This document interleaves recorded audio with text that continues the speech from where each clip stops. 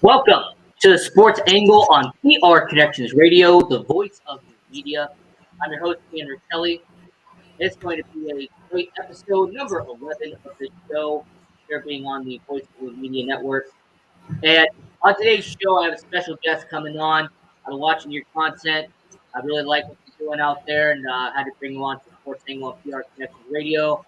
Introduce yourself to the audience. Tell people who you are. Thank you so much for having me on. I really appreciate that. My name is Damian Adams. I am a host of a podcast called The Real Deal with Damian Adams, along with another podcast I do called The Third and Three Podcast. The Real Deal with Damian Adams is my solo baby, is my project. And on that podcast, I cover the NBA, NFL, and boxing. A lot of times it's just me, ranting and raving, giving you all the thoughts from this crazy mind on those three sports, but I also do have guests on. And a lot of times when I have those guests on, it's great conversations from anybody across the country that are sports fans that love those three sports like I do. And you're going to get some laughs, some serious talk, and everything in between on The Real Deal with Damian Adams. And the Third and Three podcast is a football-based podcast. Like the NFL is the foundation, but we go anywhere and everywhere. I do that show along with Nikki Guest and Jason Fearman. We all three just are NFL heads. We love the sport. And you get three different perspectives, right? You have a 49ers fan and my guy Jason, a Giants fan, and my girl Nikki, and I'm a Saints fan. So you have three very different perspectives from three different parts of the country on this show. And Jason does a great job of hosting the show and keeping me and Nikki on track. Me and Nikki can go everywhere, go crazy. Jason does a great job keeping us on track on football, but then we get to have these crazy conversations about everything else. You get a little trivia. You're going to get some laughs, we'll dive into some very serious topics as well. So both The Real Deal with Damian Adams and the Third and Three podcast are my podcast, my baby. So please go subscribe to those if you're looking for good sports content. All right, there you go.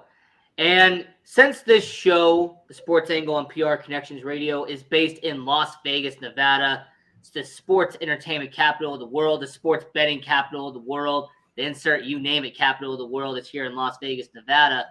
Obviously, we got to kick it off. We got to focus on the Las Vegas Raiders because there was two big stories that came out recently.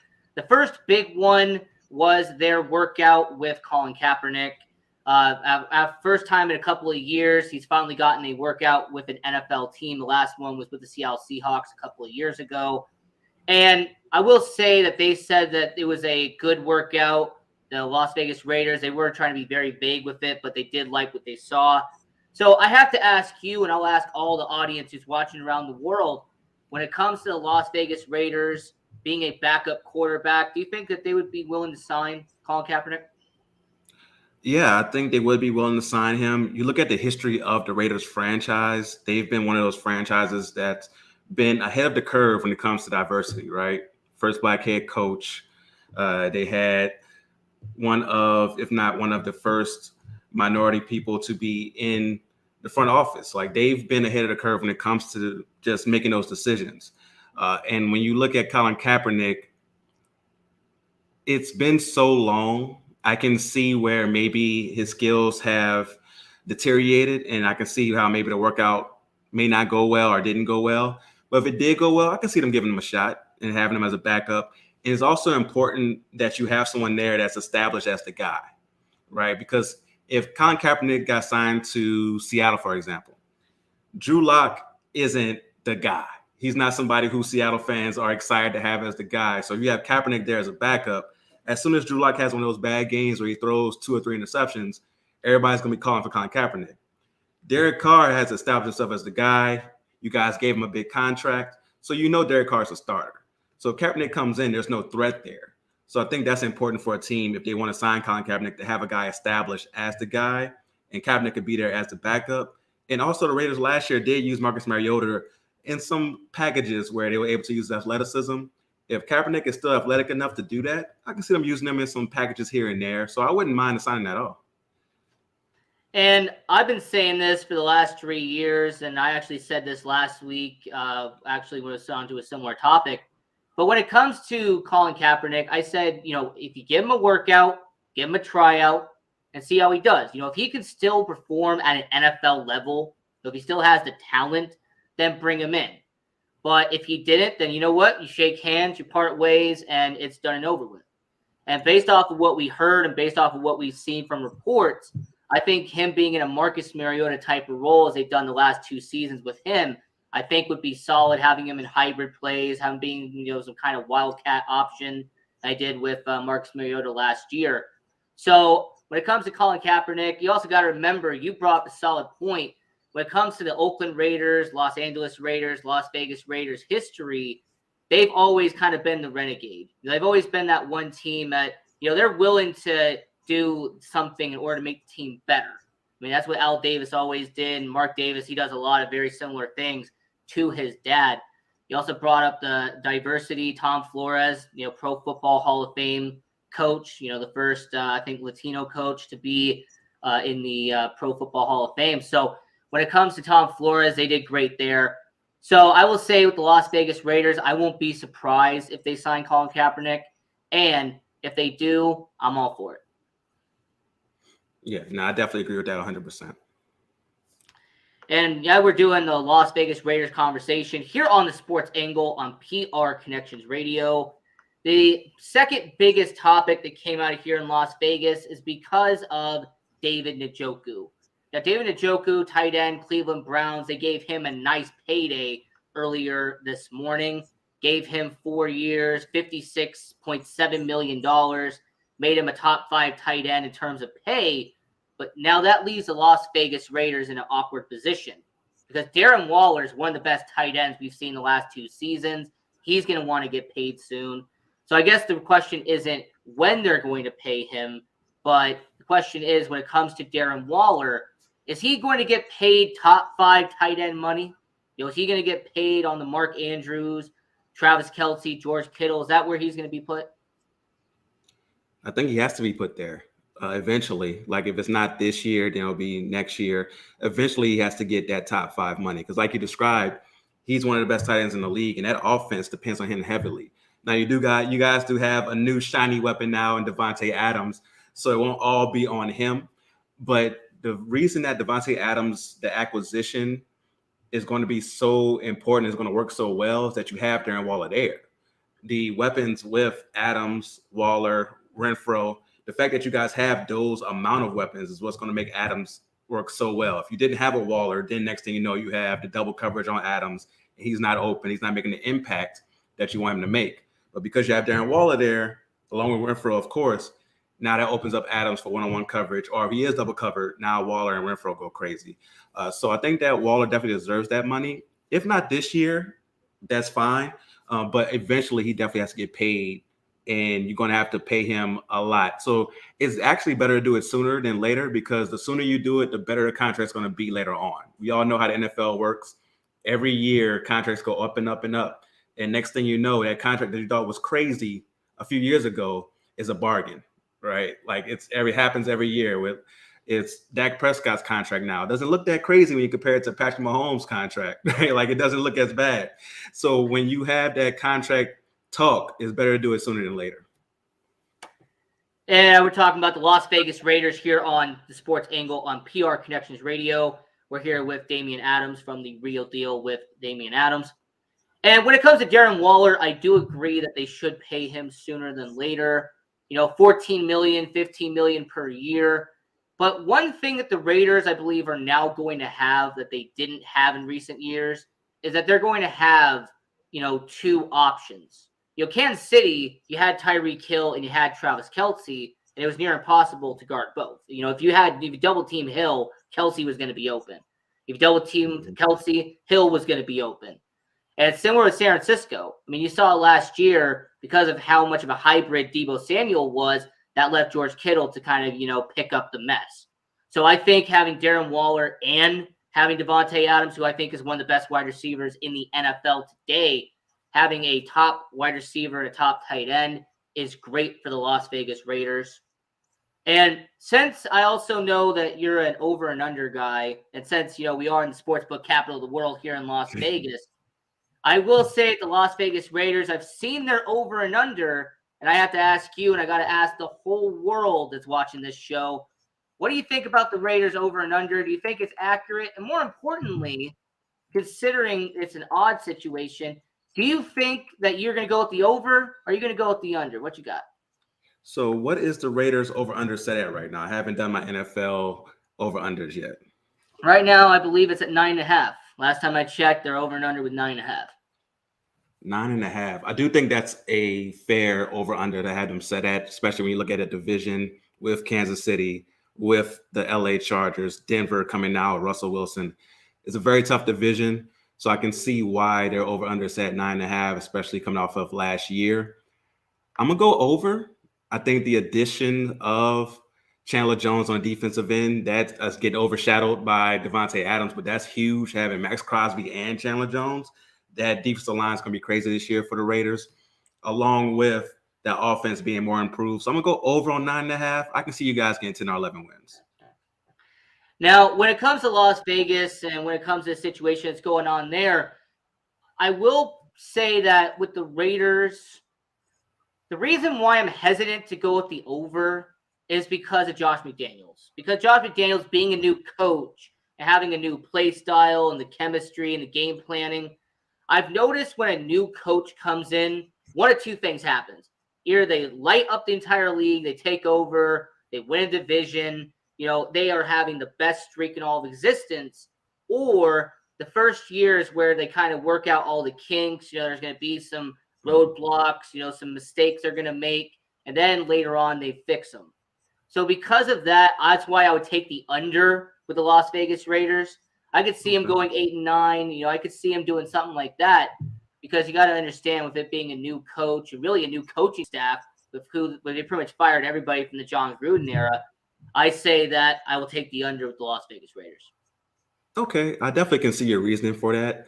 I do think McDaniels is a good hire. He's one of those situations where he went through the fire of being a head coach before, and now with the chance to be a head coach after all those years learning under Bill Belichick.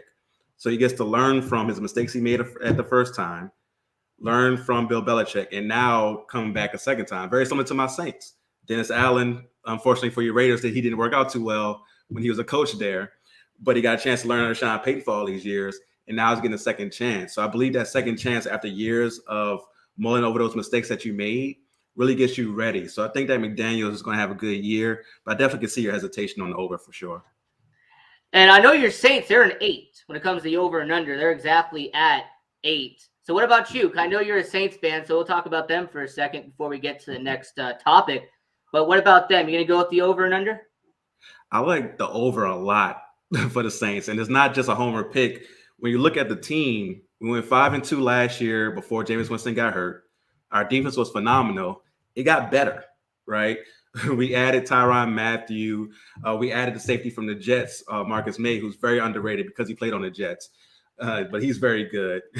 So you think about the defense getting even better. The offense, adding Jarvis Landry, Chris Olave, Michael Thomas. Like, people forget that's an addition this year because he was not healthy the past 2 years. So you get those weapons along with Alvin Kamara. Jameis Winston was not turning the ball over last year, had 14 touchdowns compared to only 3 interceptions. So he comes in with that same mindset of not turning the ball over. We could have a monster year on both sides of the ball. So I want to smash the over for the Saints on 8 wins. All right, there you go. Damian Adams, host of The Real Deal with Damian Adams. This is the Sports Angle on PR Connections Radio, the voice of new media. I'm your host, Ian Kelly. And sticking with the NFL, but kind of sticking with your division out there in the NFC South, every single year there's going to be a worst NFL team. There's going to be a team that is rebuilding, tanking, folding it in for next year. There's been all those reports about the Bryce Young sweepstakes, essentially tanking this year to get the number 1 overall pick. And when it comes to the worst team heading into the 2022 NFL season, Damian, who do you have and why? I'm looking at the Houston Texans. Looking at their team, I don't see how they really improved from last year. They made some additions, but I'm not seeing enough to where I could really believe in them as a team to do anything better, right? In the AFC South, they're going to have to deal with the Titans and improved Colts with Matt Ryan. And Where are they going to get better? The Jaguars got a lot better just by adding a real coach, right? Like getting rid of Urban Meyer and that clown show. You finally add a real adult in the room. That's going to improve you by 2 wins just off GP right there.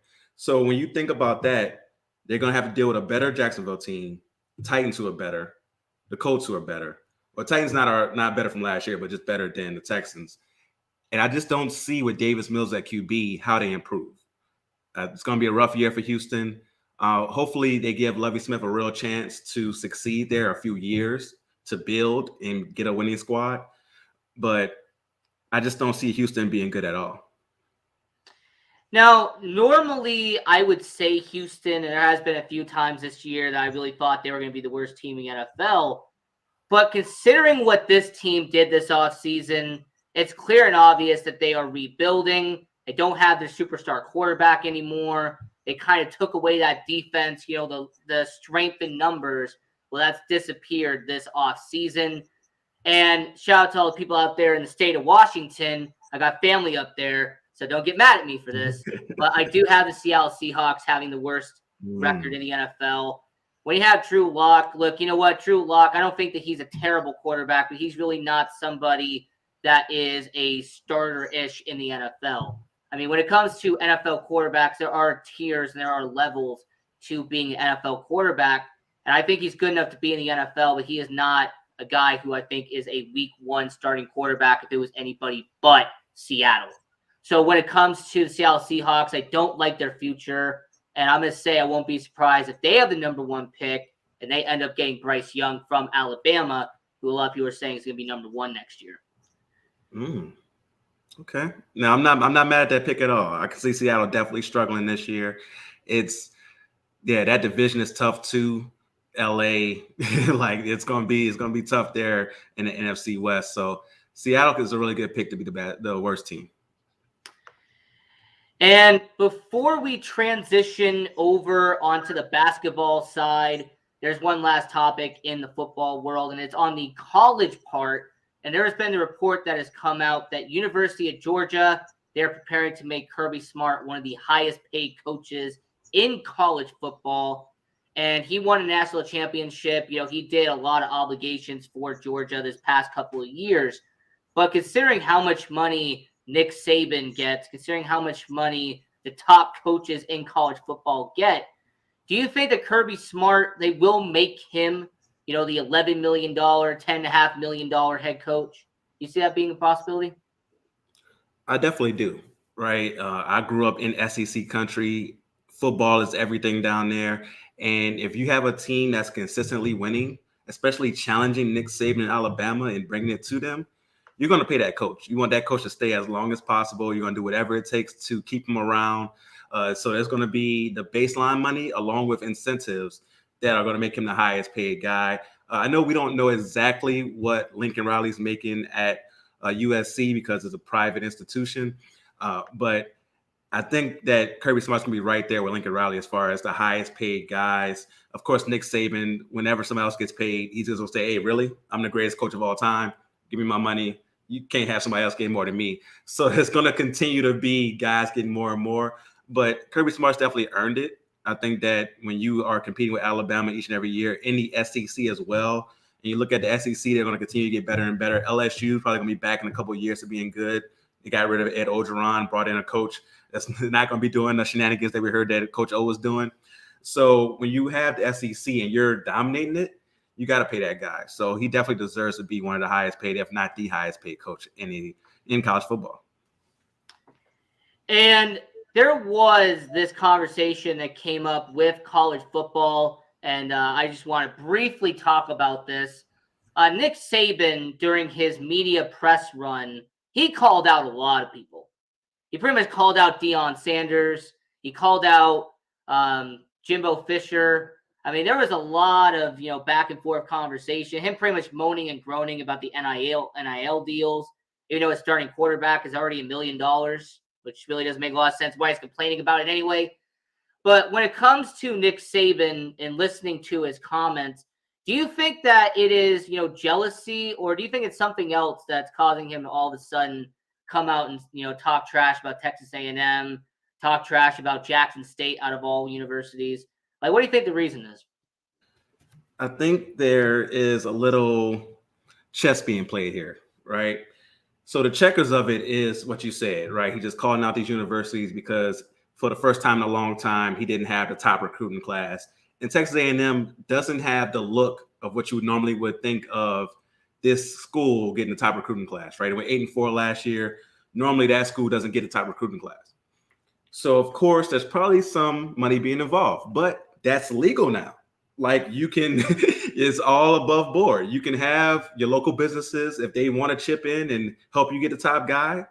That's all there. So what I think he's doing is sending a message to his local business people in Alabama, saying, "Hey, you see what Texas A&M is doing? You see what Jackson State is doing. Jackson State doesn't have near the resources we have, and you see what they're doing. How come we're not doing the same thing? How come I don't have the top QB coming here and having $1 million NIL deal from our local car dealership or our local hot tub place, whatever, having that come to us?" So that's what I think the real thing is. He's calling out his businesses around him and all the boosters and all the people that give all the money to Alabama. You don't have to give it directly to us anymore. We want the top guy coming in. We want all these 5 stars. Give them some NIL deals, and then that help us out, right? Because that's what's legal now. That's the game now. So I think that's what he's doing. He always adjusts to what the game is. He might complain at first, but then he'll adjust. He did some complaining some years ago about the fast-paced offenses. What's going on with all this spread? What's going on with all this? Next thing you know, Alabama's doing the spread. They got the best spread offense in the league. So he's going to do that and have his team have the best players because the businesses around Alabama, Tuscaloosa, they're going to be coming soon with all the paper. You know what? I could totally see that. When it comes to mind games, Nick Saban is one of the best of all time. And when it comes to NIL deals, I've really never asked this before, so I'll ask it now. Are you a fan of it? The NIL, your name, image, and likeness deals. You a fan of it? Yeah, I like it. I think that these students should have a chance to make money off of their popularity, right? A lot of these kids are coming in now with millions of followers on social media, especially if they were big high school stars. They put their highlights up on social media. Next thing you know, they have millions of followers.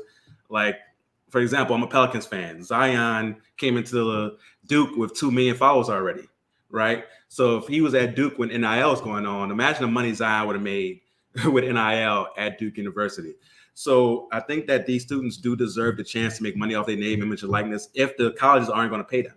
If Alabama University isn't going to pay these students to play for them, let them go out and make their own money. Because some of these guys who are going to be popular college athletes aren't going to have long careers in the pros or make the pros at all, right? You think back to someone like Jason White, for example. He used to play for Oklahoma, had the 2 busted up knees. He wasn't going to have a long pro career. So if they had NIL back then, he could have really set himself up for the future in a great way. Or somebody like Maurice Collette, someone like him. Yeah, the star running back from Ohio State. He was one time as popular as LeBron James was. Yeah, a great example right there. So you have students like that who are going to be great college athletes, but not great pro athletes. Give them a chance to make as much money as they can, and then they're set up for a great future. If they're able to stack up hundreds of thousands of millions of dollars at 22, 23 years old and then go into the workforce, maybe they build their own business, whatever it is, it sets them up in a great way. So I have no problem with it. Now, that's been our football conversation here on the Sports Angle on PR Connections Radio, the voice of new media. I'm your host, Ian Kelly. Our guest at this time, Damian Adams from The Real Deal with Damian Adams. And the NBA, I've always been fascinated with the playoffs. I always believe at the postseason, NBA time, there's no greater atmosphere, the intensity, the fan base. You know, I love watching basketball when it comes to the playoff time. And there's been a lot of lopsided games in this playoff. And that's actually been one of the biggest critiques about the NBA playoffs for 2022 has been the amount of blowouts or lopsided games. Do you think that there's a reason why we're seeing so many lopsided games in the NBA for the playoffs? I can't really put my finger on it. There's something going on where we're just not getting the quality of games we should get, right? We've had a few really good series, like Milwaukee, Boston was a really good series. Pelican Suns was a really good series. Like we've had a few good ones, but for the most part, like you said, we've had these lopsided games. And I do think maybe part of it is the amount of travel and lack of rest. So like for the conference finals, for example, you're having games each and every day between West and East, right? So on the Eastern Conference, you're getting just a day between games, same on the West. And when you have between, say, games 2 and 3, for example, where you have to travel, you should have 2 days since you have to travel, recuperate, practice, recover from injuries, whatever, and then play.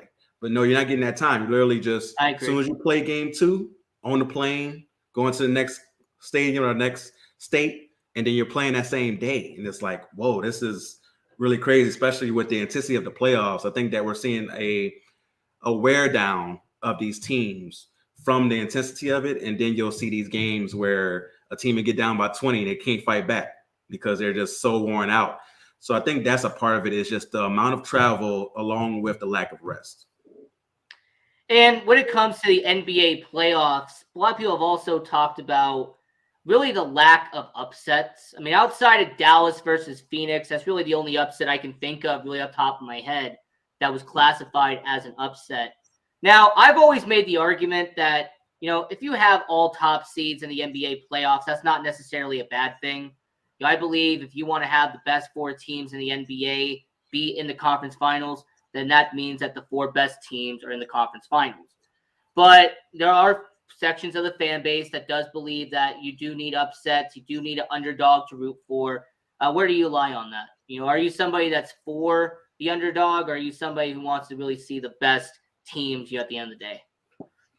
I think a mixture of both is the perfect combination, the perfect recipe. That's when you have the NCAA tournament. That's why it's so popular. You have those Cinderella stories, but at the end of the day, you're going to get your North Carolinas, your Dukes, your Kentuckys, but you're going to have those Cinderella stories along the way that you can root for. You're going to have, the Rhode Island University and stuff like that you can root for along the way. So I think with the NBA, because you have a best of 7, it eliminates those upsets for the most part, right? But every once in a while you're going to get them, and that's what makes it more special, that it's rare. So when you have an 8-1, like way back in the day when the Nuggets beat the Supersonics in the series, back then it was 5 in the first round, though. But when you have those upsets, it really makes you appreciate it more.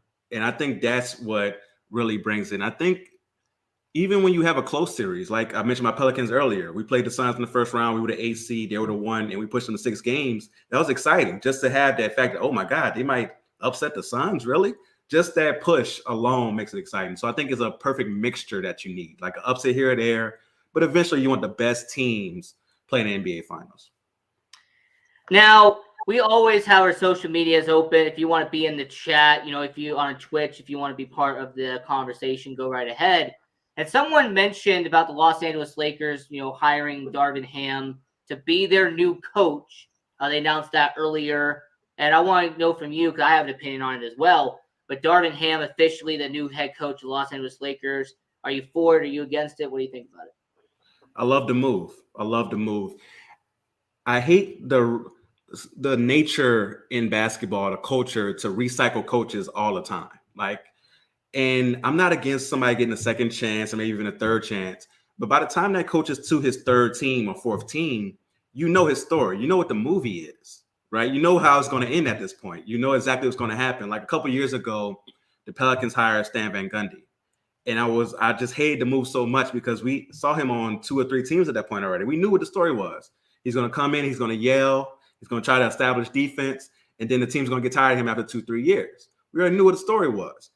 With Doc Rivers, we know what the story is. He's going to complain about the refs. His voice is going to be hoarse. We know what's going to happen with Doc Rivers already. So with Darvin Ham, you get new blood, new energy.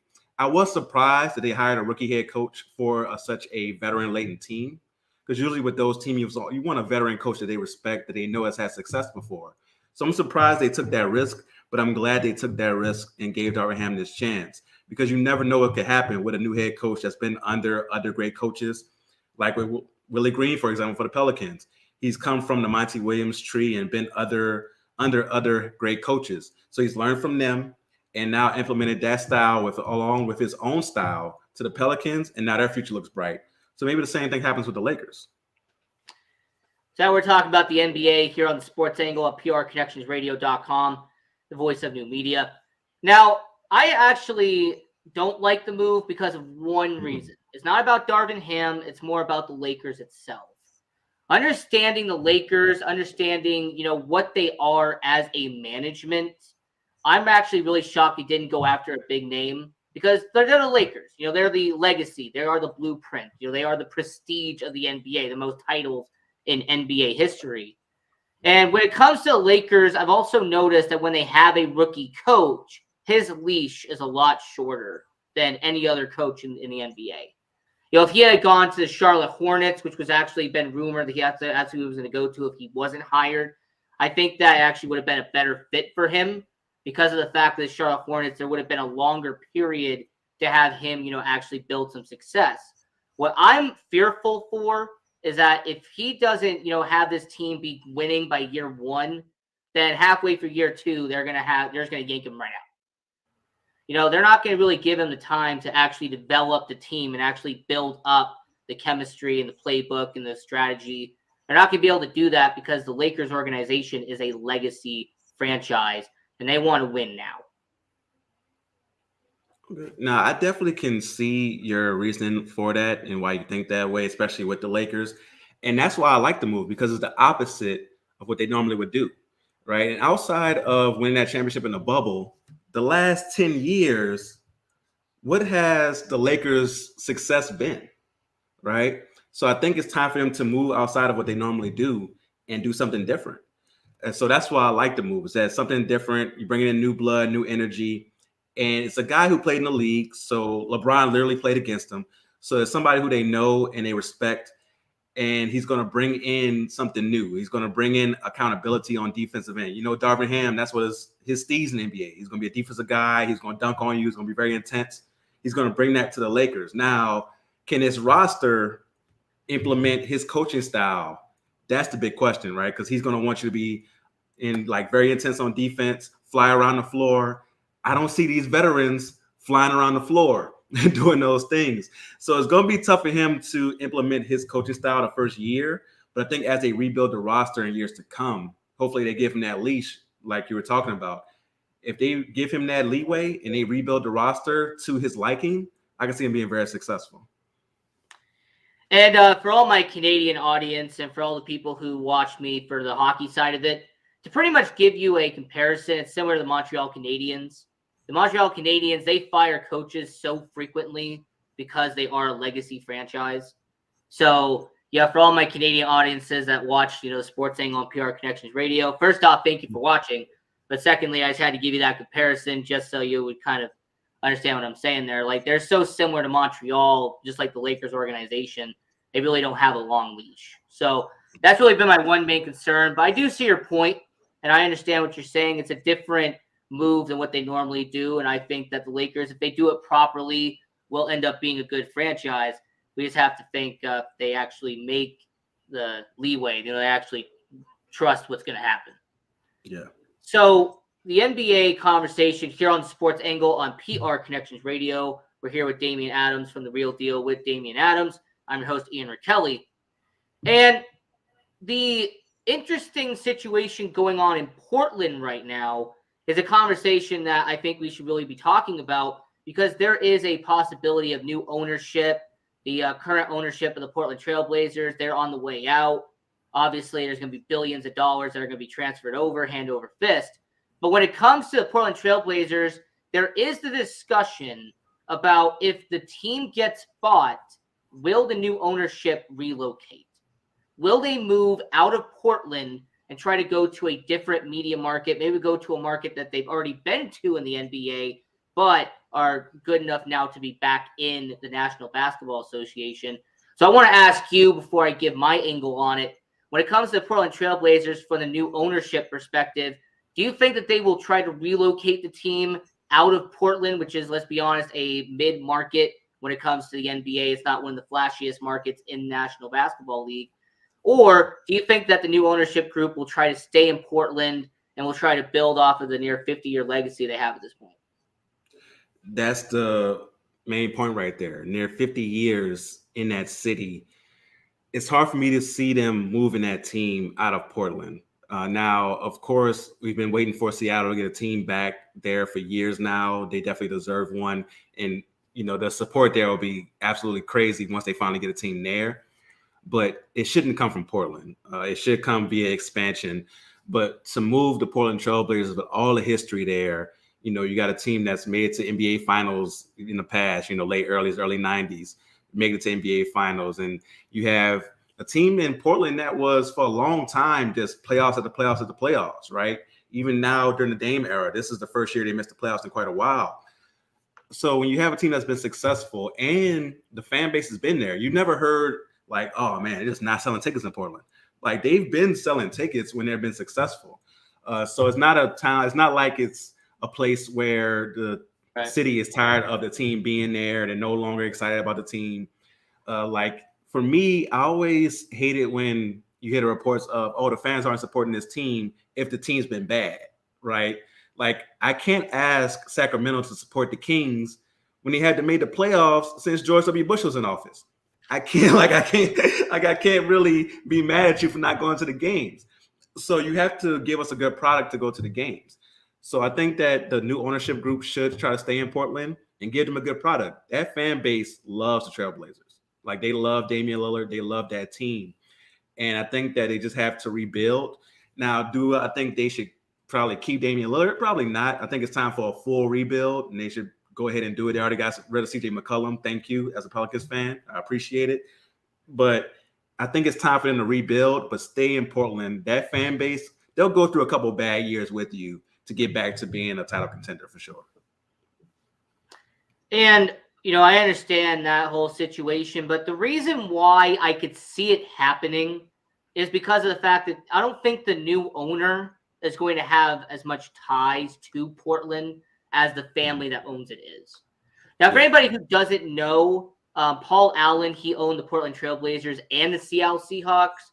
Unfortunately, he passed away. His sister now owns Portland and Seattle. She's openly said that she is planning on keeping the Seattle Seahawks. That isn't going anywhere. But she did say that it is a very likely possibility that she will sell the Portland Trailblazers in the next 6 months. Now, if it is going to stay on the West Coast, obviously Seattle, San Diego, Las Vegas, there's a lot of good potential on the West Coast. But the reason why I think they're going to move from Portland is just based off the fact that whoever the new owner is, they are most likely not going to have that attachment. They're not going to have that loyalty to Portland like the Allen family did. The Allen family, they loved Portland. They treated Portland like it was their own family.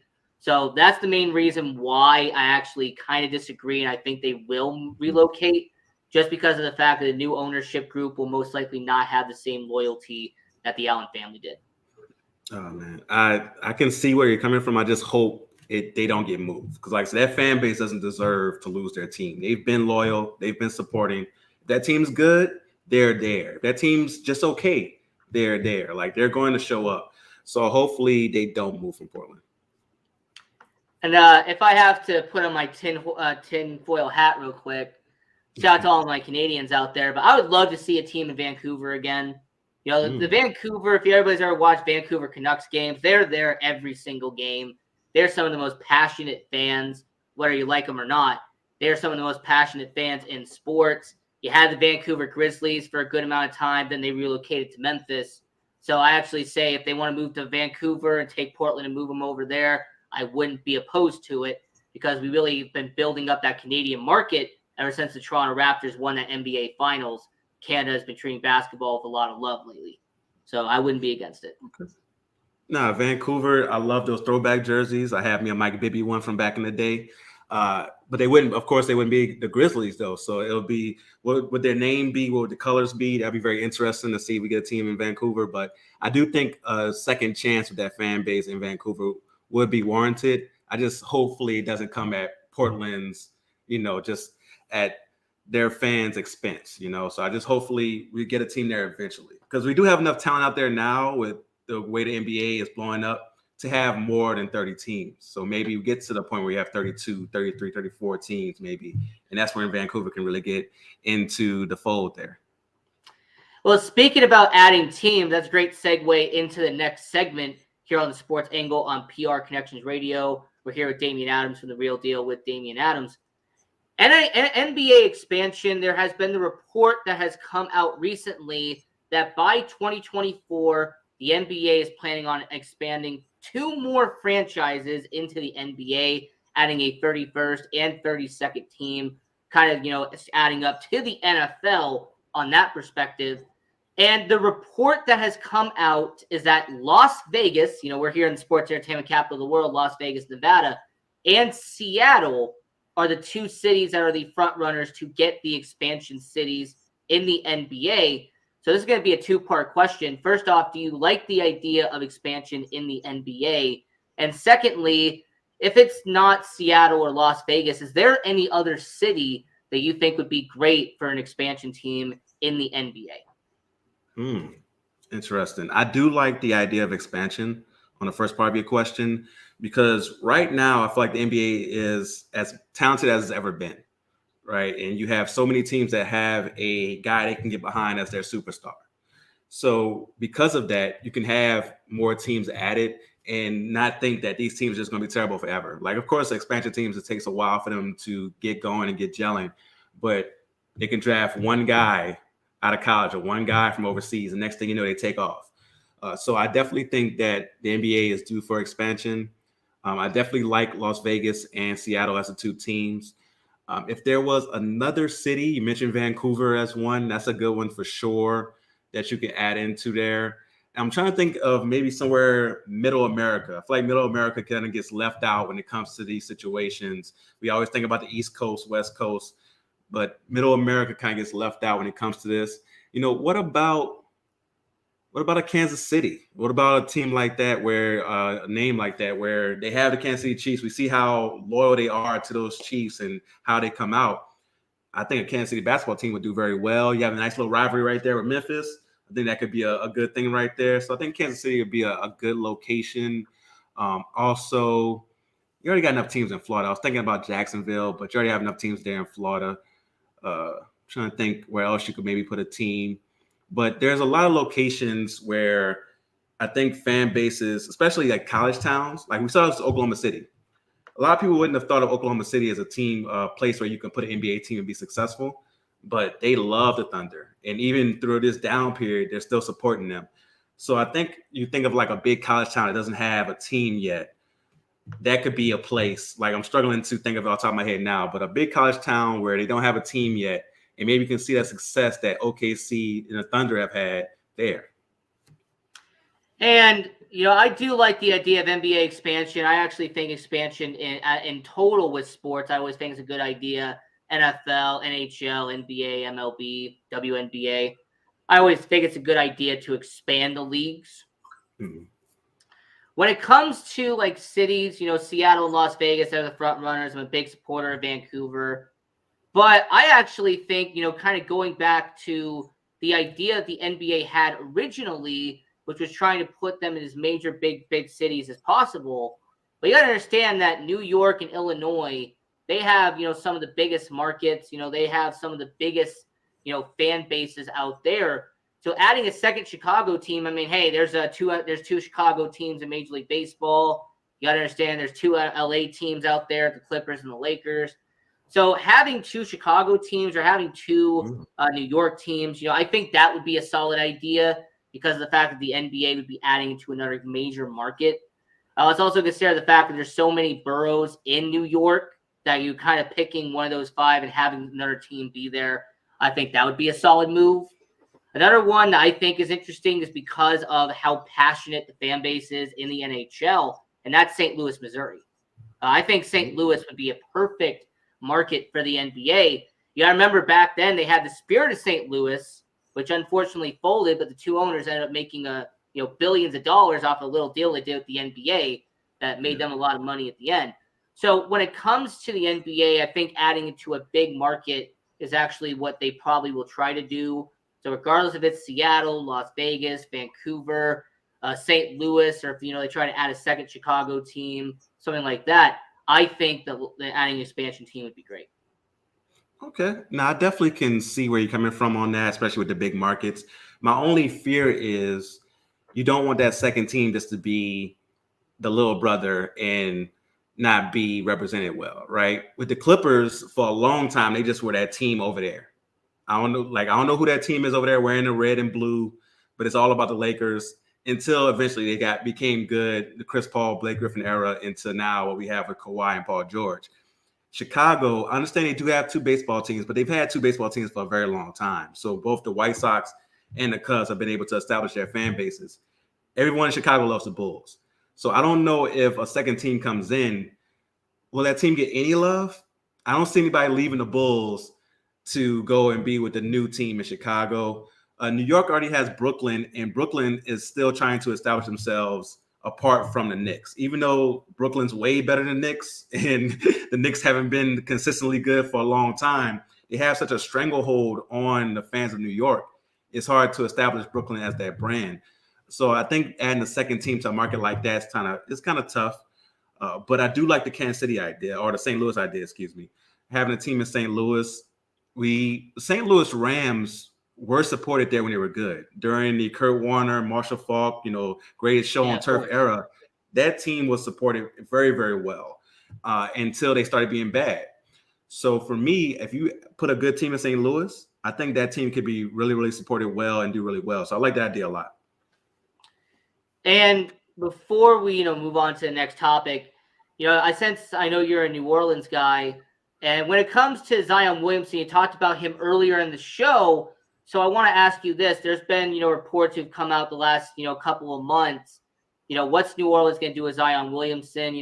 Once his contract is up, is he going to want out?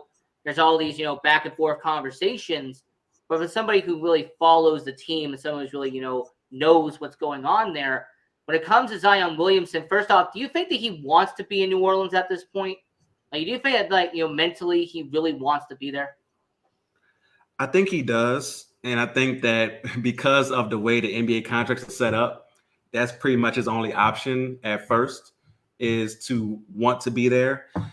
Because the way the NBA contracts are set up, it's almost impossible for you to make the same amount of money if you leave your first team after the first 3 or 4 years. Like, you have to sign that first extension to get to maximize your earnings. Pretty much, you have to sign that first extension. But I think the success we had this year of making the playoffs without him really showed him, like, okay, I really like what this team is doing. I like the culture they're building there. Willie Green's doing a great job. So everything I've heard, anytime there's a report about him not wanting to be there, it's never him. It's his cousin, his Uncle Ray, his Auntie Joyce. Like, it's always somebody around. It's never come from Zion himself. So I do believe that he wants to be there in New Orleans, especially with the success we had this year and what we're building there. So the two-part question, that was the first part. But the second part is, because of the success that New Orleans had without him, do you think it's a possibility that the management could look at that situation and go, if we made the playoffs last year, if we did really well without having Zion in the picture, if we try to trade him to a team that'd be willing to give up, plus in order to get a Zion Williamson, do you think the management would at least be interested in that conversation? Maybe trading Zion and getting, a good amount of return back to make the team better? Only if he comes out and says he doesn't want to be there, right? If he comes out in private and says, hey, I don't want to be here, look, see what you can get for me, I can see them exploring that possibility. But I think the possibility of adding him to this team that made this run in the second half of the season, it's like, it looks so good. I think we could be a top 4 team with a healthy Zion along with CJ McCollum and Brandon Ingram next season in the Western Conference. So it's hard to see that opportunity to be a team that could legit, be in the conference finals next year and throw that away on a possibility of getting all these draft picks back for Zion. And it's going to be something that's not going to be smooth. I'm going to say that now, trying to implement Zion into this offense now after having a whole year being used to Brandon Ingram being the guy and CJ McCollum being number 2. It's going to be tough to implement him. But once they do that, I can see this team just taking off. So I think it's going to take a lot. It's going to take Zion saying he doesn't want to be there and somebody throwing the whole house at us for us to trade Zion Williamson. That was talking about the New Orleans Pelicans here on the Sports Angle on PR Connections Radio. I'm your host, Ian Kelly. We're here with Damian Adams from The Real Deal with Damian Adams. And the NBA draft lottery that happened recently, you have the first overall pick. Congrats to the Orlando Magic on accomplishing that. And then you have, the teams in the top 5. But when it comes to the Orlando Magic, them having the number 1 overall pick, they do have talent with that organization. It just always felt like for the last decade, everything that can go wrong has gone wrong with the Orlando Magic. Talent that was supposed to develop just ends up washing out. When they trade for a player that was good, they end up, their stats go downhill. It just really feels like the Orlando Magic kind of been in neutral for the last decade. But I do think that they do have a future in Orlando. Having that first overall pick is very valuable and very important. But what do you think about the Orlando Magic? What's an outlook that you see when it comes to Orlando? I think they have a bright future. They have a lot of young talent there. They found a diamond in the rough last year with Franz Wagner. He came in right away being effective and efficient. And that's very rare for a rookie to come in and shoot over 45% from the field and 35% from 3 while doing that. You also look at the talent around him with Wendell Carter Jr. and Cole Anthony. We didn't see a lot from Jalen Suggs last year, but he was injured for a lot of the season. So I think they have a lot of young talent there. Markelle Fultz, former number 1 overall pick, is still on that roster. They have so much young talent there, and they've had good luck in the past with number 1 overall picks, right? Shaquille O'Neal. The next year they had where they did draft Chris Webber, but then traded him for Penny Hardaway. And then years later got Dwight Howard. So you look at their history, they've been good at drafting them 1 overall. Hopefully that repeats itself for them and for those fans, because talk about a fan base that deserves to have a winner after a while. It's the Orlando Magic. So I like the young talent there. And if they do hit with a number 1 overall pick, I can see this team turning around in the next 2 to 3 years. Well, let's just hope for Orlando's sake that if they do get a superstar, they don't leave immediately once their contract is up. Because, Orlando has had 5 superstars in their franchise history, and all 5 of them left in very bad circumstances, to put it lightly. So hopefully next time they can keep a superstar out there in Orlando. And then, the rest of the top 3 in the NBA draft lottery, you had the Oklahoma City Thunder, 2nd overall pick, Sam Presti pretty much playing NBA 2K, trying to get as many first-round picks and trying to get as many picks as humanly possible for the next upcoming drafts. And I will say, when it comes to Oklahoma City Thunder, I do like the approach. I like what they're trying to do. What about you? What do you think about Oklahoma City having the 2nd overall pick? Do you think they're going to try to make a splash with that move? They could try to trade down. What do you think is going to happen with Oklahoma City? That's what makes it great about Oklahoma City. You have no idea what they're going to do. Like they're just out here and they're experimenting right now. They're trying to rebuild. They do have some talent on that roster. I like Shea Gilgeous-Alexander, a lot. Also like Giddey a lot as well. So they have building pieces. They just need to put more consistency in that roster. A lot of it is top heavy, right? You'll have SGA, you'll have Giddey, and then the rest of the roster be G League guys or guys that should be in the G League. So you just have to get more NBA quality players in that roster. But if you believe at number 2, you can get a superstar, which a lot of people are saying this year. I'm not the biggest college basketball fan, so I do my amateur scouting on YouTube. Once the draft lottery happens, I'm on YouTube doing a lot of, amateur scouting, looking at stuff. But with the top 3, that's what all the professionals are saying. The top 3 are the guys, right? Chet Holmgren, the guy from Auburn this year. So you're looking at those guys, and if one of those guys you believe as a scout or as a GM can be the future superstar, you got to go after them. You got to go ahead and take it, not draft down or trade down to get other pieces. So I think they stay at that spot because those top 3 guys seem to be legit can't miss prospects. Now, I do believe that Chet Holmgren, I think he will be the number 1 overall pick. I've seen a lot of reports come out that he'll either be number 1 or number 2.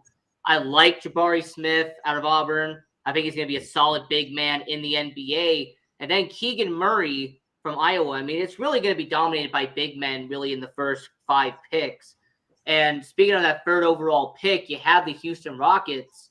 And when it comes to faces of the franchise, it feels like when one leaves, they find their replacement from the draft. They had Ralph Sampson. They've had Hakeem Olajuwon. They had Yao Ming. They've had James Harden. They pretty much build a lot of their teams from the NBA draft, and them having the 3rd overall pick. I like Keegan Murray. I think he'd be a solid pick there. But when it comes to Houston Rockets, I like their future. They have some solid pieces already in the wings. But what do you think about Houston? What's your outlook for them? I like what they're doing so far. They need to go ahead and get rid of the veterans that don't want to be there. There's no reason to have that black cloud over you as a franchise, right? John Wall, why is he still there? Like, you paid him over $40 million to sit at home last year. Must be nice, but there's no reason for him to be there. He has a player option this year for $47 million. You know he's going to go ahead and opt into that because it just makes all the financial sense in the world. Once he opts in, buy him out. You're not going to get anything for him. Accept that. Accept that you're not going to get anything for John Wall. Buy him out and go ahead and move forward. Eric Gordon. You probably can get something for Eric Gordon because he's still a viable player off the bench, can score for you. Solid shooter. So, yeah, exactly. So a team that is looking for someone like that to be a veteran presence on their team may give you a second round pick or a late first round pick for Eric Gordon. Go ahead and trade him away and build around these young guys. Build around Jalen Green, Kevin Porter Jr. I don't know if you keep Christian Wood around, but if Christian Wood is still there, then you have those three as your building blocks along with whoever you draft this year. So I think Houston has a chance to build something nice there if they do it in the right way. And we're getting towards the end of hour number 1 here on Sports Angle on PRConnectionsRadio.com, the voice of new media. I'm going to be over on the second hour talking about hockey, but we're going to have a couple minutes left here in the first hour. So, Damian, when it comes to the NBA, the one last question I do have is you talked about John Wall, him, potentially being bought out.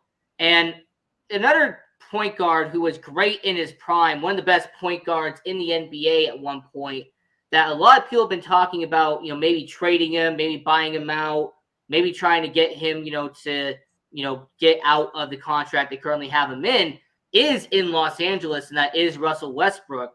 Now, I have to ask you, as we're getting towards the end of hour number 1, do you think that Russell Westbrook is going to be on the Lakers next year, or do you think that the report could be true that the Lakers are going to try to find a way to either trade him or buy him out, or try to restructure his contract in any way?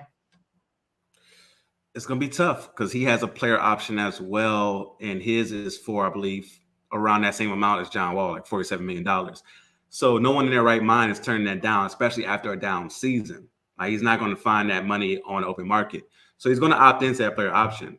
So for the Lakers, do they run it back because they believe, I can see from their standpoint, they're like, okay, we were hurt all last year. LeBron missed time. Anthony Davis missed all the time in the world. We're bringing in a new coach. Maybe we bring in some younger pieces around these three guys, and we have a whole different team.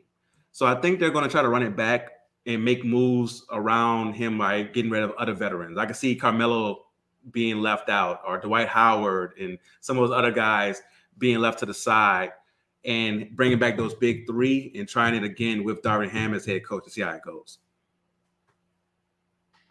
So we got 2 minutes left, and Damian, if you can, shout out all your projects. Tell everybody where they can find you for all the audience listening here on Sports Angle on PRConnectionsRadio.com. Man, thank you so much for having me on. This was a really fun conversation. I definitely got to invite you onto my podcast pretty soon, so I will be in touch. You can find me on all social media platforms at The Real Deal WDA. That's The Real Deal, W as in whiskey, D as in Delta, A as in alpha, on all social media platforms. I am doing videos all the time, doing different type of real deal bets. Right now, I'm doing a series where I'm going over each and every NBA team, where I'm doing something that seeing what they did last year and how can they improve going into next year.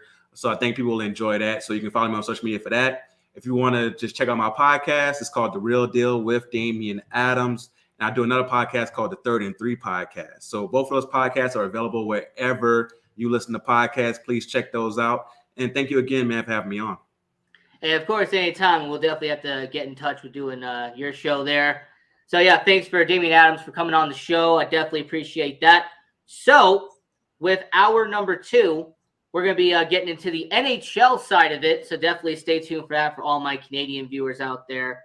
And I definitely appreciate Damian for coming on. So we're going to take a 15-second break, and then we will get right back to our NHL conversation for hour number 2.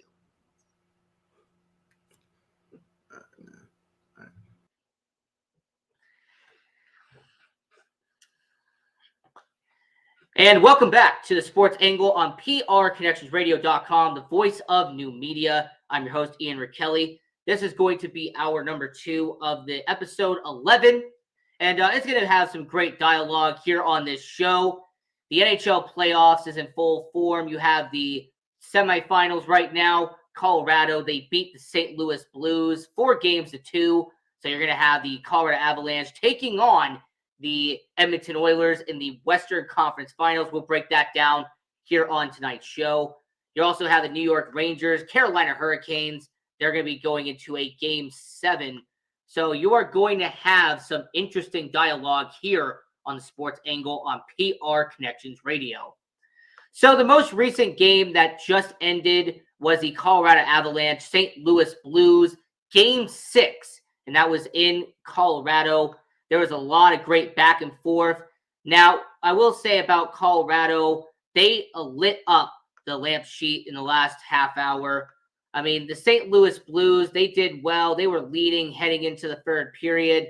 But then Colorado, thanks to certain players on their team, like a Darren Helm, like a JT Kumper, they led the way. And JT Kumper, by the way, an amazing performance by the Colorado Avalanche, 2 goals in a game-deciding Game 6.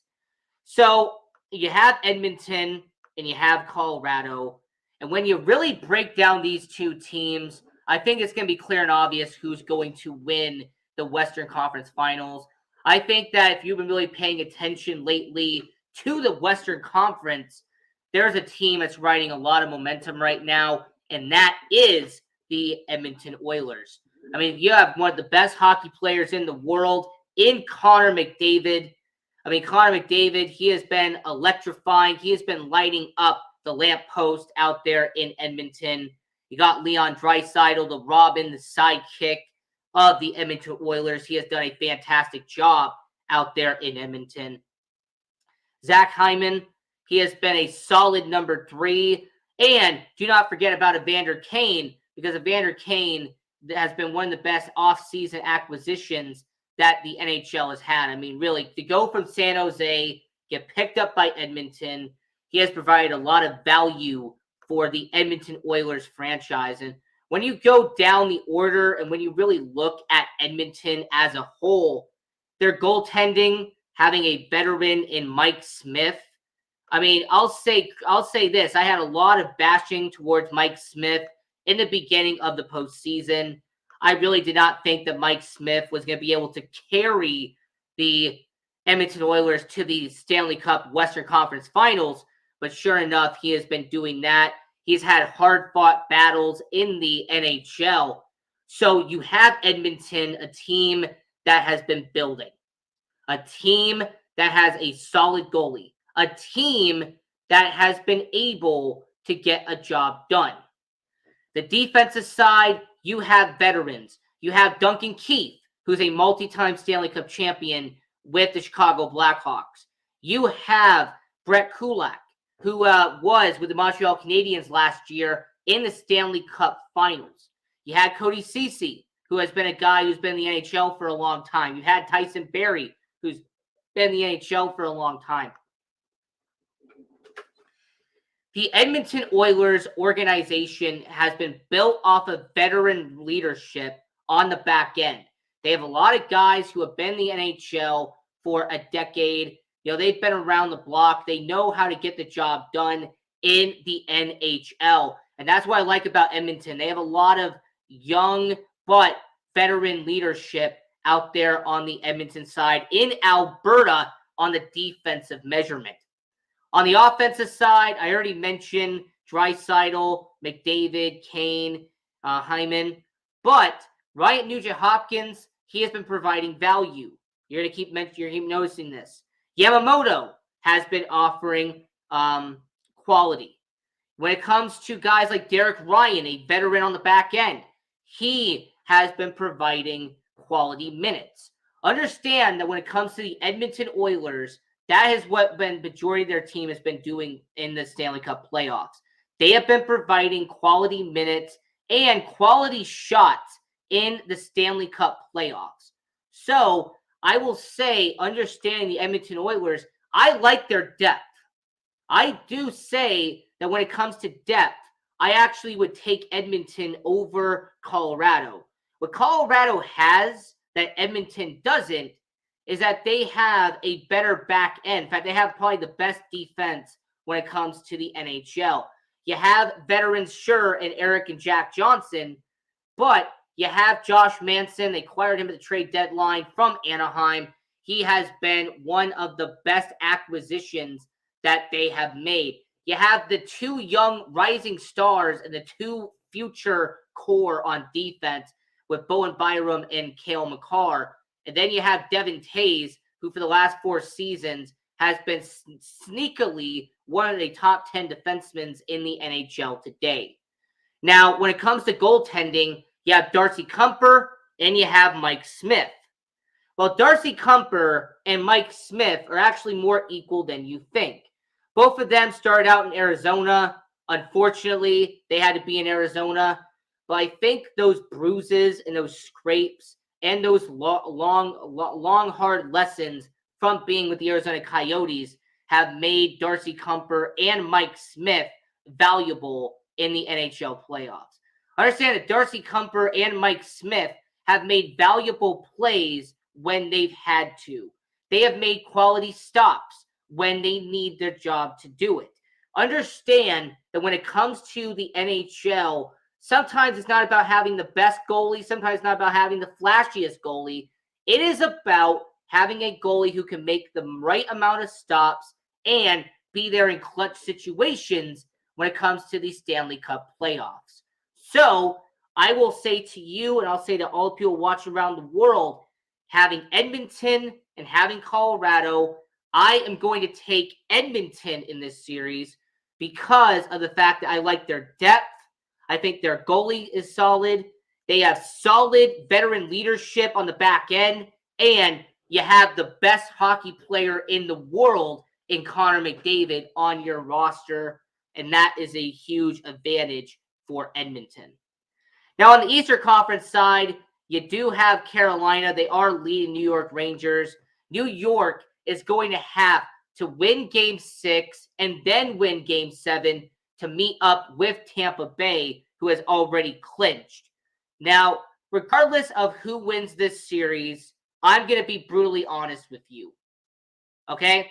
When it comes to the Carolina versus New York series, it doesn't matter who wins.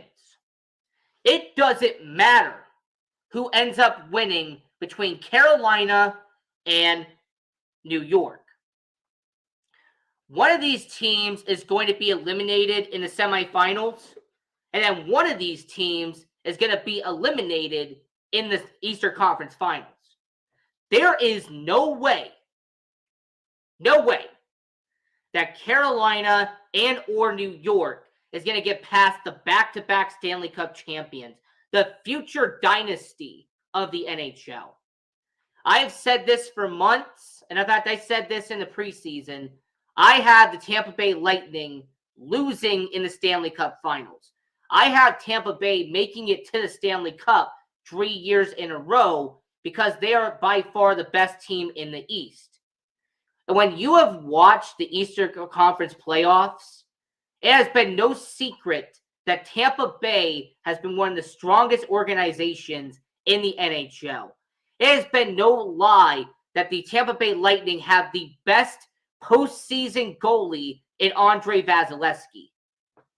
There is no one that I would put in net in front of Andre Vasilevsky in a Game 7. If you came to me, if you were like, hey, Ian, from PR Connections Radio, the voice of new media, I want you to pick one goalie for a Game 7, I am selecting Andre Vasilevsky to be my goalie. Because over the last 4 seasons, Andre Vasilevsky has been clutch. He has been lights out. He has been a brick wall in net. And because you have a brick wall in net, you have a tank who really doesn't move. Andre Vasilevsky has become one of the best postseason goalies of all time. So I have Andre Vasilevsky and Tampa Bay Lightning they're going to beat whoever comes out of Carolina versus New York. Tampa Bay is going to dominate the Carolina Hurricanes. They're going to dominate the New York Rangers. And the Tampa Bay Lightning are going to go back to back to back into the Stanley Cup. Because there is no team in the Eastern Conference that has the depth, has the goaltending, has the scoring, and has the leadership that the Tampa Bay Lightning have. There is no team in the NHL that has the championship experience like Tampa Bay does. There is no team in the NHL that has a veteran coach who has won like John Cooper has out there in Tampa Bay. So you can forget about the Eastern Conference. I'm not even going to sweat it. Understand that the Eastern Conference is going to be Tampa Bay and is going to run through the Amalie Arena. All right, the Amalie Arena is going to be in the Stanley Cup Finals for the back-to-back-to-back Stanley Cup.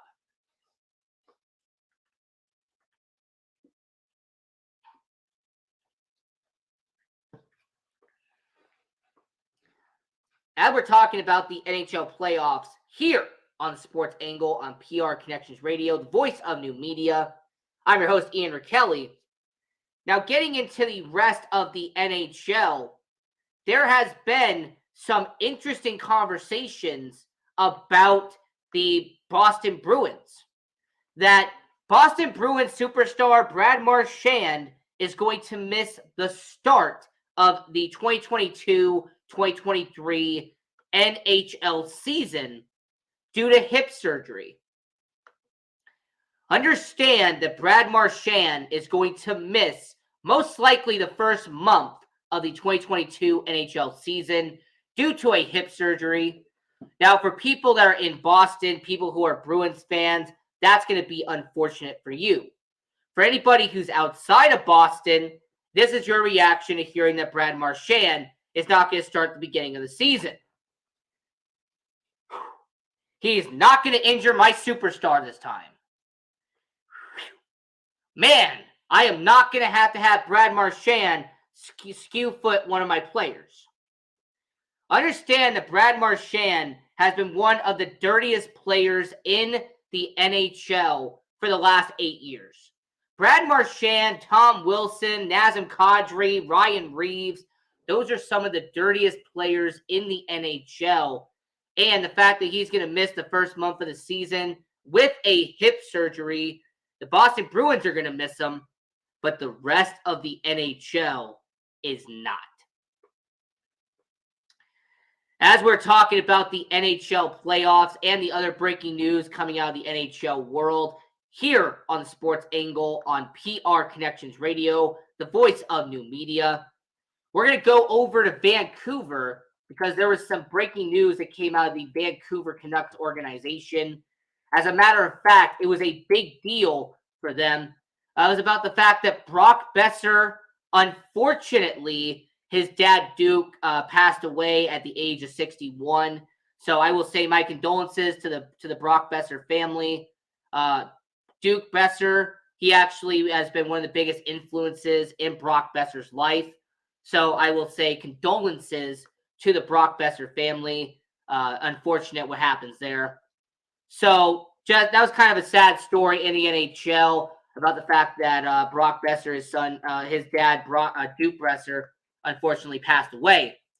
Now, heading over to the Vegas Golden Knights side of the NHL conversation, we are in Las Vegas, the sports entertainment capital of the world where we are based. And there has been the report that has come out here in Las Vegas that Evgeny Dadonov might be a one and done. There has been a report that has come out that the Vegas Golden Knights are interested in trading Evgeny Dadonov this offseason. That they are going to want to get rid of his $5 million cap hit towards their salary. Now, there are pros and there are cons to why the Vegas Golden Knights are going to try to do this. The two pros to getting rid of Evgeny Dadonov is this. The one pro is that you're going to shed $5 million off your salary cap. The pro of getting rid of that contract is that you could be under the cap and you are not going to be over the extension like they are now. Understand the Vegas Golden Knights today are $1.1 million over the salary cap. All right, they have the second biggest salary in the NHL right now. Okay, there's really no other team outside of Montreal that has to deal with the cap hell the Vegas Golden Knights are going to have to do this offseason. So that's the first pro, is that if you get rid of Evgeny Dadonov, that's $5 million off your cap hit, and you will be under the salary cap ceiling that the NHL has set. The second pro is that the Vegas Golden Knights will be able to re-sign one of their young players by getting rid of Dadonov. Understand that Evgeny Dadonov, getting rid of him would maybe allow them to sign Nicholas Waugh. Getting rid of him would be able to sign somebody like a Nicholas Hague. Would be allowed to have them give a contract extension to somebody that the NHL needs when it comes to the Vegas Golden Knights. Understand the Vegas Golden Knights have young talent on their roster. They're just most likely not going to be able to afford them with the current salary that they have at the moment. So that's the two pros to getting rid and or trading Evgeny Dadonov, is that you could get rid of $5 million on your cap hit, and you'll be able to sign one of your young players by getting rid of his contract. Now, the two cons of getting rid of Evgeny Dadonov is, one, you already tried this and failed miserably. The Vegas Golden Knights tried to trade Evgeny Dadonov to the Anaheim Ducks at the 2022 NHL trade deadline. The reason why the word tried is in there is because of how accurate it is. Understand that they tried to trade him to Anaheim, the deal was finalized, and then the one catch is that because of the fact that the 10-team no-trade list was violated, it was voided and Dadonov was returned to Las Vegas. So the goose egg that happened at the NHL trade deadline is the reason why he will not be traded. And the reason why a con to having him traded is because it'd be the second time in 5 months that the Vegas Golden Knights are going to trade Dadonov.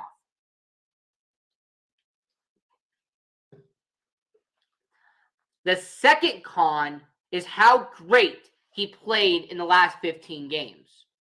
I understand that Dadonov, in the last 2 months of the NHL season, lit up the lamppost for the Vegas Golden Knights. Understand that when it came to Evgeny Dadonov, his last 2 months with the Vegas Golden Knights, he put up stellar numbers. He put up a lot of really good numbers for the Vegas Golden Knights. As a matter of fact, he was one of the best goal scorers for the Vegas Golden Knights this past season. Understand that he put up 20 goals in 78 games. Keep in mind, there's only 3 players on the Vegas Golden Knights who hit the 20-goal mark this season. And that was Chandler Stevenson, Jonathan Marchessault, and Evgeny Dadonov. That was it. He was one of the only 3 players who got to 20 goals. Understand that him having 43 points on the year was actually one of the best that the Vegas Golden Knights had all year. So keep in mind that with Dadonov, him already trying to get traded, or you already trying to trade him and it backfiring on you, that is the first con for why trying to trade him now. And the second con is because of how good his production was last season. it would look really foolish to try to trade him again in the NHL. We also keep in mind that Evgeny Dadonov has hit 20 goals. This isn't his first time, not his second time, not his third time, not his fourth time. But understand that he has done this multiple years in the NHL. So the con of getting rid of Evgeny Dadonov with the Vegas Golden Knights is that you have a good goal scorer. He could be on your second line, and he would be the replacement for Riley Smith, who you have to let go in the free agency. Understand that with Riley Smith moving on as an unrestricted free agent, that will now allow Evgeny Dadonov to be on the top 6 out there in Vegas. Have him be on the same line with Marchessault and with Karlsson.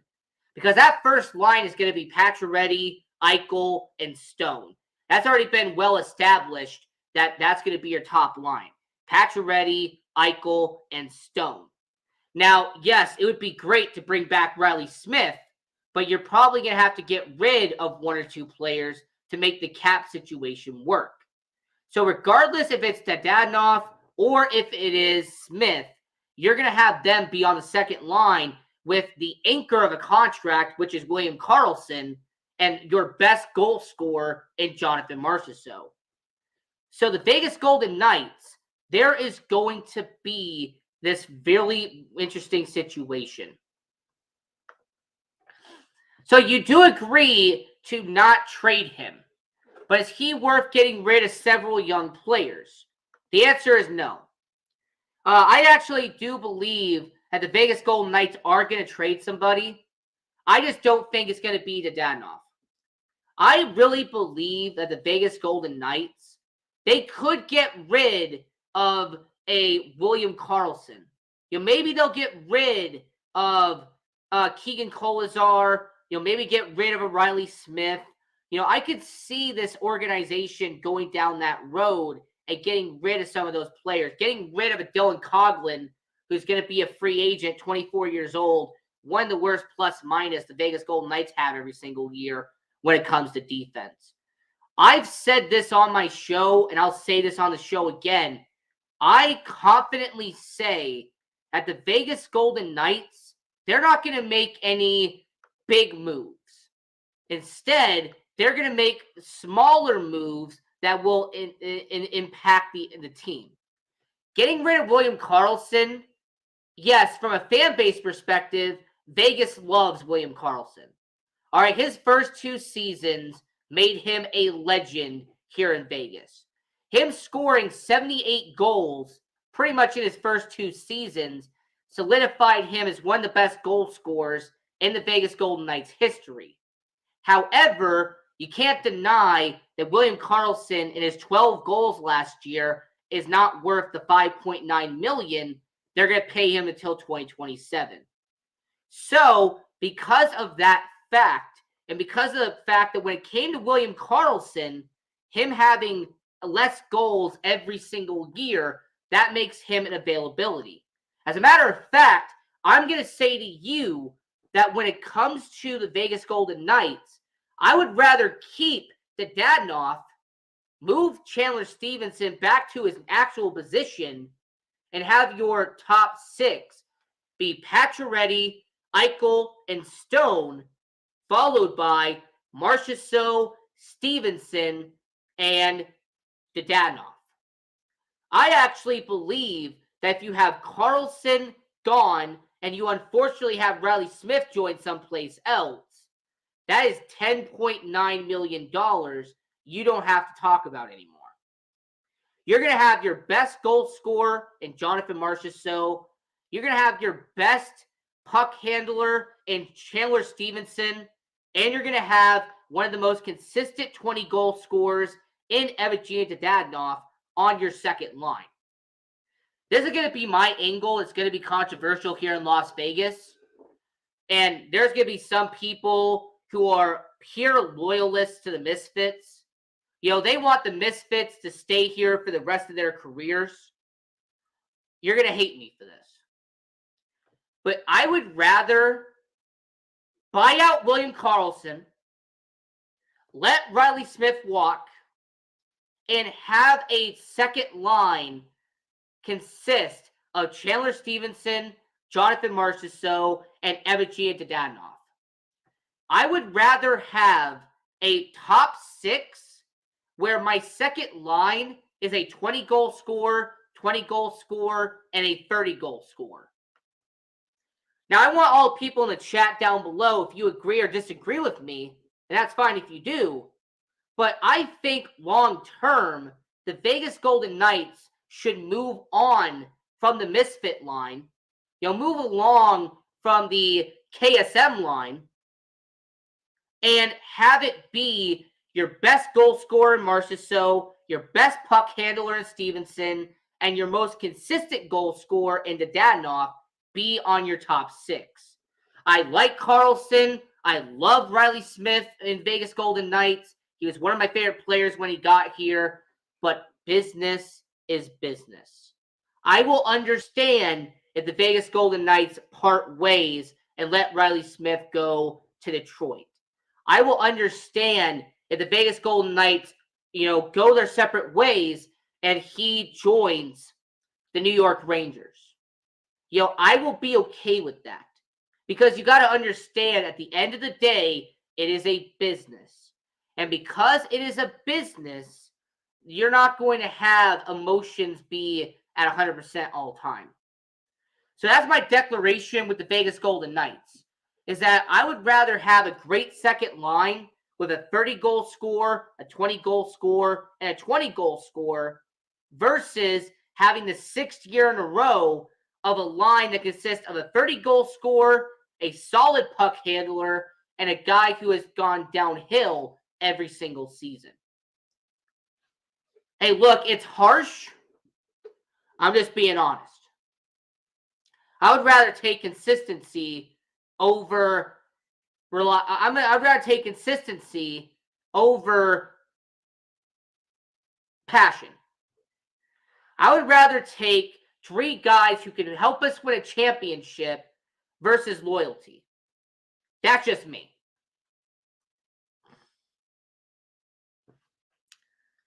Oh, and also, two other players I think could be gone.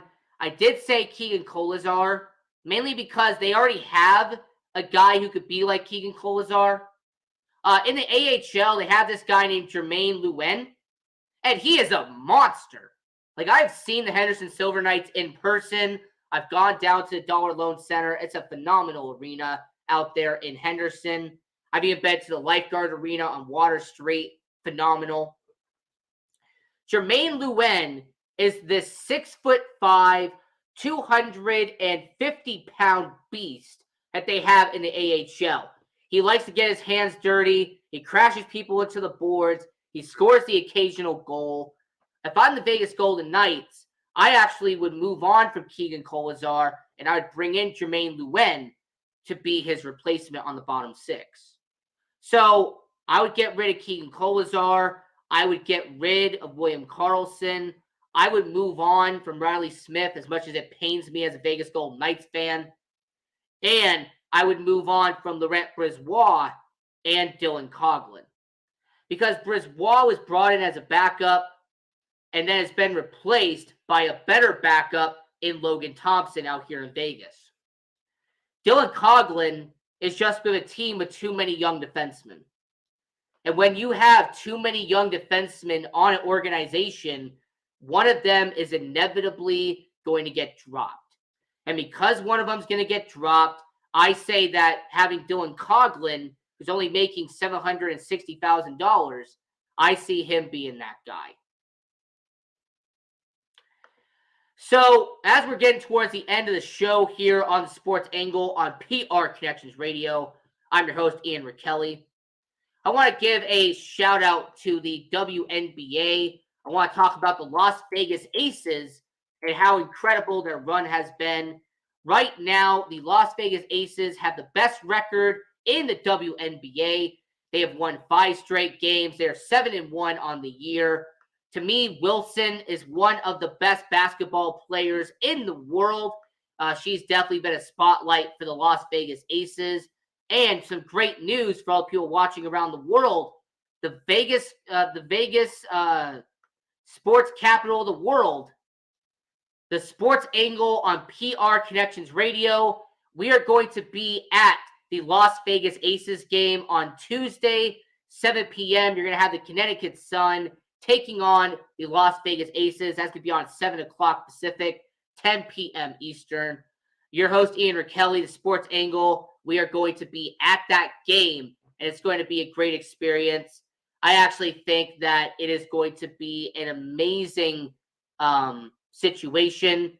I really do like the WNBA. I have a lot of respect for the WNBA.